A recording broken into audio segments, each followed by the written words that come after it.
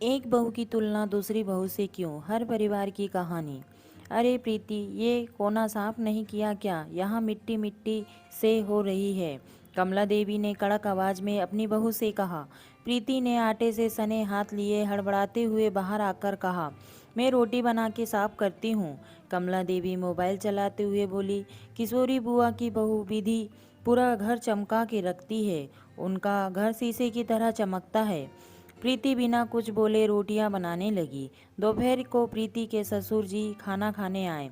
प्रीति खाना देने लगी पर पानी देना भूल गई। सामने ही सासू माँ बैठी थी। ससुर जी ने बोला, पानी दो। सासू माँ ने तपाक से बोला, प्रीति खाने के साथ पानी भी दिया करो। चाचा जी की बहू खाने से पहले पानी देती है। प्रीति ने बोला, जी मम्मी जी, आगे से ध्यान रखूंगी। अगले दिन रोहित नहा कर निकला और उसने बाथरूम को ऐसे ही गीला छोड़ दिया।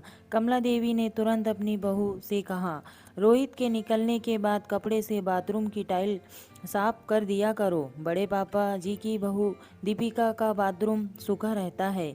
गीले बाथरूम में रहू खराब हो जाता है। प्रीति ने बोला, मम्मी जी अभी तो रोहित जी का टिफिन तैयार कर रही हूँ, इसके बाद साफ कर दूंगी।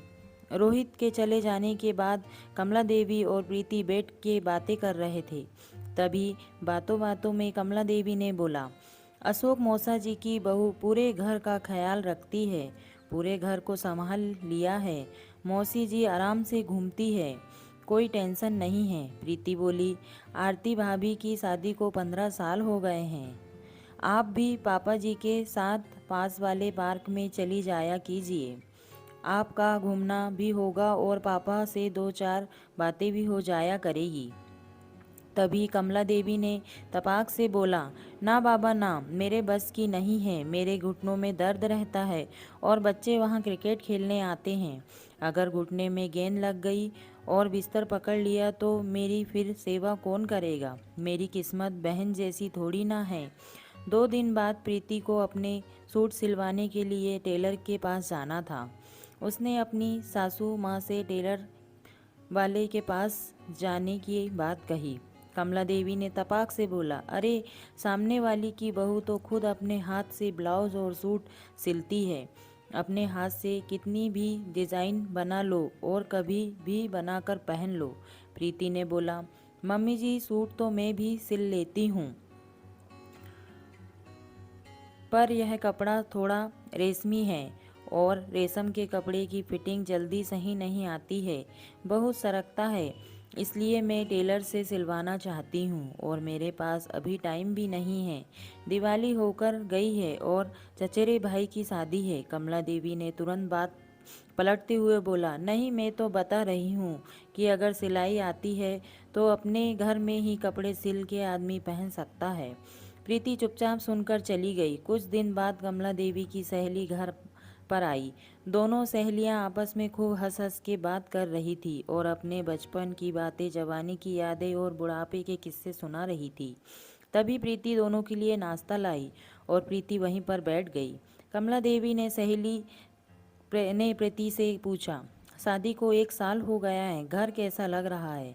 अब तो कमों की जिम्मेदारी कम हो गई होगी। कमला देवी ने बोला, इससे जितना हो सकता है उतना करती है। मेरी तरफ से भी कोई जिम्मेदारी नहीं है। मैं तो कहती हूँ जितना हो सके उतना करो, वरना छोड़ दो, मैं करने के लिए बैठी हूँ।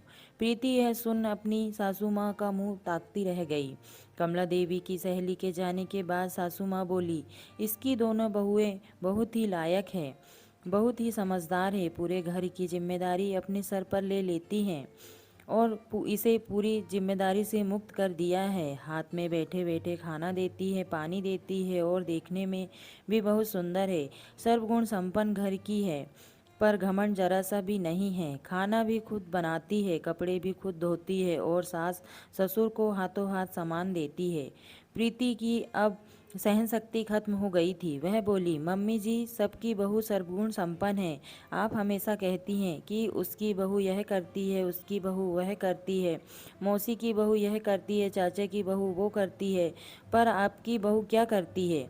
आपने कभी वह देखने की कोशिश की है? सिर्फ आप आपकी बहू कुछ नहीं करती है, आपको सिर्फ मेरे में कमियां ही नज़र आती है। मैं आपकी अपनी माँ की तरह सेवा करती हूँ, पर आपने कभी मुझे बेटी के रूप में नहीं देखा। मम्मी जी, आप मुझे बेटी ना सही, कम से कम मुझे बहू के रूप में तो देखिए। मैं क्या करती हूँ, कितना करती हूँ, यह भी तो देखिए। मम्मी जी, दूर के ढोल सुहाने होते हैं, पर सब में कमियां होती हैं। मैंने आपकी और चाची जी की फ़ोन पर बात सुनी थी, वह अपनी बहू की कितनी बुराई कर रही थी। इस घर में आए हुए मुझे 1 साल ही तो हुआ है, धीरे धीरे एडजस्ट कर रही हूँ, सीख रही हूँ। कमला देवी अवाक होकर सब सुन रही थी। दोस्तों, मैं यह सास को नीचा और बहू को ऊंचा नहीं दिखा रही हूँ। हमारे समाज में बहुओं की तुलना हमेशा रिश्तेदार की बहुओं से की जाती है, जो कि सही नहीं है।